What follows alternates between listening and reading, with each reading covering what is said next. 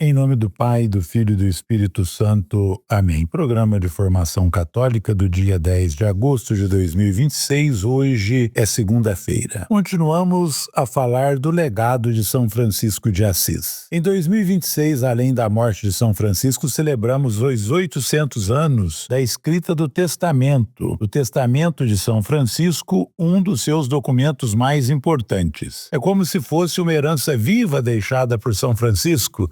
É a sua última vontade, é o tesouro de seu coração que agora deixa como possibilidade de toda uma vida que seus seguidores podem e devem assumir, aprofundar e frutificar. O santo escreveu o testamento em 2 ocasiões. Percebendo que sua hora de partir para o Pai estava se aproximando, São Francisco decidiu começar a ditar o seu testamento para um frade companheiro. 2 são propriamente os testamentos de São Francisco, o testamento feito em cena e o denominado simplesmente de testamento. O primeiro, conhecido como testamento feito em cena, o Pequeno Testamento, foi escrito entre abril e maio de 1226. Percebendo que Francisco iria morrer, os freis pediram a bênção do fundador e o memorial da tua vontade, de modo que os frades o tenham sempre presente. Desse modo, às pressas, Francisco, em resposta ao pedido, dita um resumo de toda a sua vida e da ordem. Já o outro testamento mais conhecido e mais importante surge semanas antes de sua morte, em setembro de 1226. Nesse testamento, ele escreve para todos os seus irmãos aquilo que é mais importante de sua vocação e missão. Vemos que São Francisco escreve a partir da sua experiência. Ele recorda como Deus o conduziu passo a passo, desde o encontro com os leprosos e os pobres até uma vida de total entrega a Deus. Ao revisitar a história, percebe que tudo foi graça e dom de Deus. Tudo começa pela vontade de Deus, por isso, assim declara um dos seus primeiros biógrafos, Frei Tomás de Celano: a mão do Senhor Altíssimo, a sua mão direita, pousou finalmente sobre ele e transformou. Uma orientação profunda sobre o denso significado do testamento nos vem do Frei Carlos Alberto Trovarelli, ministro-geral da Ordem dos Frades Menores Conventuais. Diz ele: nas primeiras linhas de seu testamento, São Francisco confessa o dom da fé como uma iniciativa livre de Deus,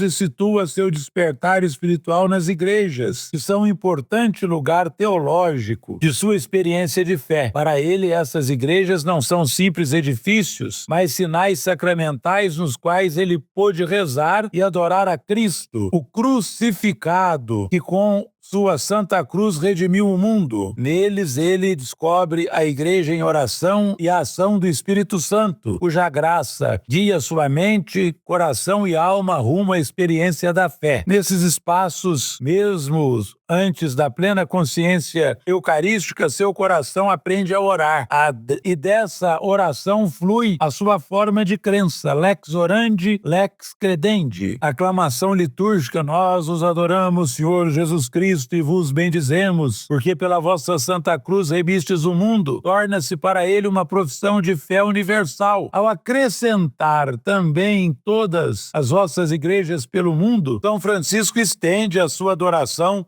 do local específico para toda a igreja em todo o mundo. Onde quer que uma igreja ou uma cruz esteja, ele reconhece uma humilde epifania do mistério e um convite à adoração. Assim, a oração na igreja, com a igreja e da igreja, torna-se para Francisco um princípio hermenêutico da fé e um chamado para renovar a nossa vida no Espírito. Com esse testamento espiritual em mãos e com o calor de suas palavras no coração, os freis viram os dias de São Francisco chegar ao fim na tarde de 3 de outubro de 1226. Colocado no chão, próximo à amada igrejinha de Santa Maria dos Anjos, após abençoar seus irmãos, São Francisco realizou o que chamamos de trânsito, a passagem desta vida para a eternidade. Aquela noite em que os olhos deste grande homem se fecharam em Assis, não foi o fim de uma experiência de Deus. A espiritualidade franciscana cresceu e se desenvolveu ao longo de 800 800 anos e chega como um dom a ser celebrado neste ano de 2026. Diversos eventos e celebrações estão marcando este ano. O significado maior ao celebrarmos estes 800 anos consiste em fazer com que os franciscanos e franciscanas busquem ressignificar os valores evangélicos que estão contidos no testamento da vida de São Francisco, como encarnar nos nossos dias estes valores, especialmente para que os franciscanos e toda a gente vivam na fidelidade do Evangelho de nosso Senhor Jesus Cristo. Esse itinerário dos anos celebrados nos revela o caminho da espiritualidade de São Francisco, que começou diante da cruz de São Damião, passou no presépio de Grécio, ficou registrada no louvor e na ação de graças do Cântico das Criaturas e foi selada com os sinais da paixão no Monte Alverne. Esse caminho mostra a essência do seu carisma. Presépio, Eucaristia e cruz são seus olhos fixos na vida daquele que transplantou para nós a vida do Pai Celeste. A celebração dos 800 anos do trânsito de São Francisco, daqui a alguns meses, daqui 2 meses, reacenda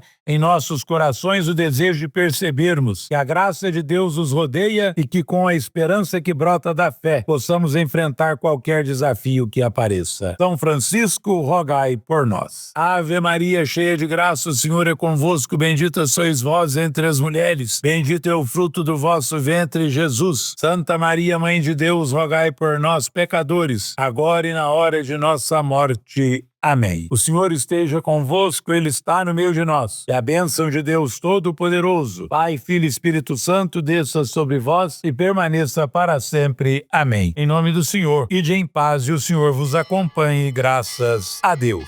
São Francisco de Assis, rogai por nós. Salve, ó Francisco, que do pé das fragas vens assinalado de sagrada chaga, cheio de amor, cheio de amor. As chagas trazem do Salvador.